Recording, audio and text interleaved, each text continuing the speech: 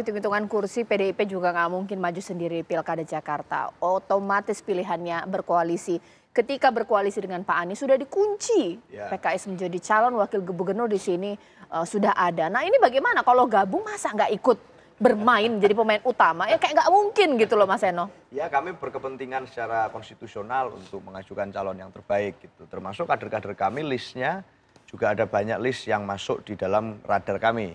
Termasuk yang muncul di nama survei itu selalu ada nempel lah kader PDI Perjuangan di sana. Artinya secara hitung-hitungan elektoral kualitatif dan kuantitatif itu masuk akal untuk kami kemudian menyodorkan nama-nama tersebut. Tetapi dalam konteks komunikasi politik memang kan periode saat ini kan masa PDKT ke semua orang. PDKT, CLBK ini terjadi di masa-masa ini karena janurnya belum melengkung. Janur kuning belum, apalagi janur merah masih ada cukup waktu sebelum nanti kita bisa mendaftar.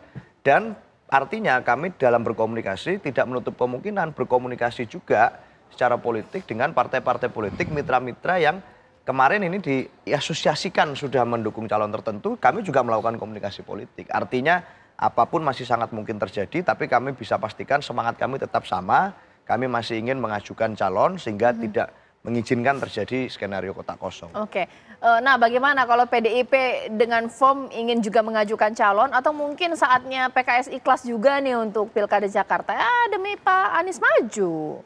Jadi begini, apa yang disampaikan oleh teman di PDIP itu sangat-sangat wajar. Setiap partai politik berkeinginan untuk kadernya maju dalam kontestasi pilkada. Itu saya pikir sangat-sangat wajar dan rasional. Sama halnya dengan PKS. PKS apalagi partai pemenang.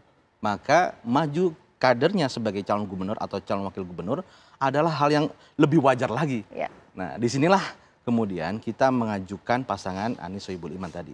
Dan apa yang disampaikan oleh Mas Eno tadi, saya pikir dalam situasi seperti ini komunikasi politik akan terus kita jalankan. Kami dengan PDIP, kami siap berkomunikasi. Dengan Kim, Golkar, kami siap berkomunikasi. Ya, dan inilah yang kita akan kaji, ya, opportunity, peluang, kemungkinan-kemungkinan yang terbaik buat warga Jakarta.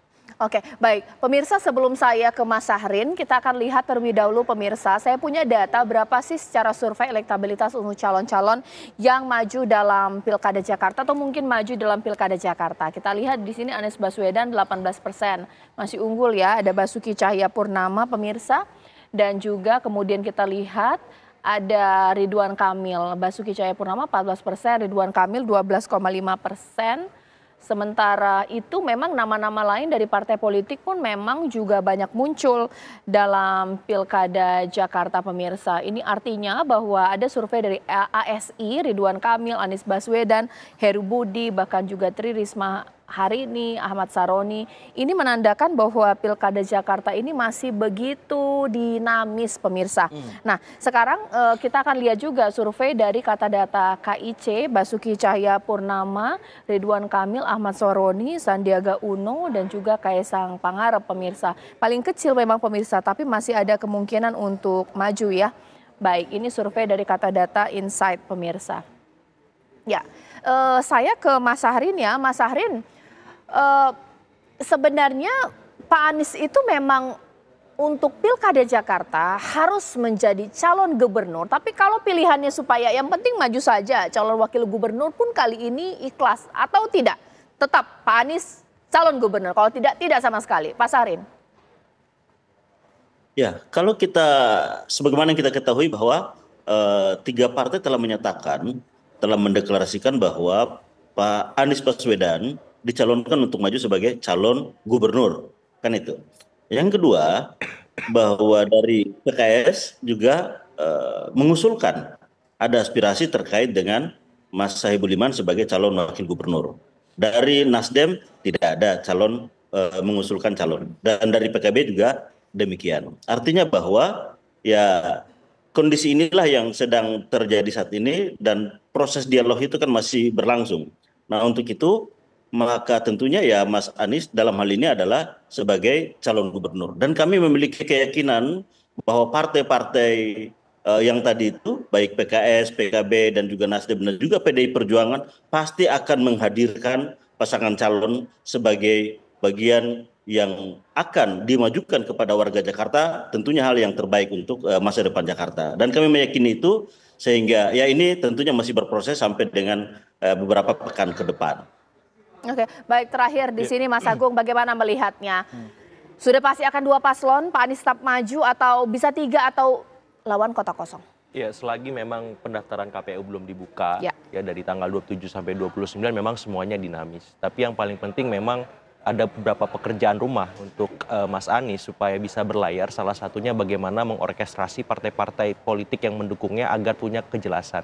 Contoh misalkan bagaimana dia menyebutkan kriteria wakil idealnya atau kemudian menyebutkan bagaimana figur-figur yang tepat mendampinginya dan kemudian ini bisa dideklarasikan segera.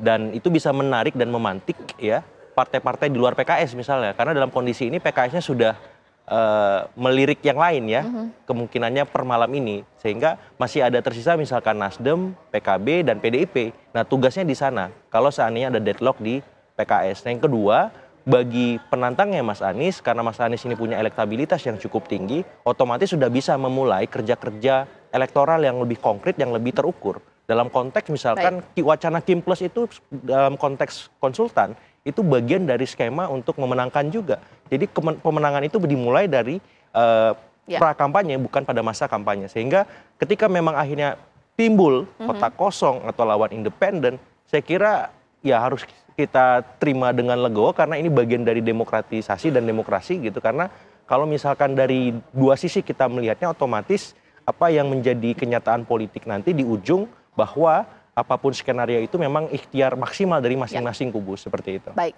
kita tunggu bagaimana nanti akan terjadi pemirsa untuk Pilkada Jakarta, merapatkah kemudian PDIP ke PKS atau mungkin nanti Nasdem bisa pada akhirnya terpenuhi 4 kursi sehingga menjadi syarat pemirsa, kita tunggu saja.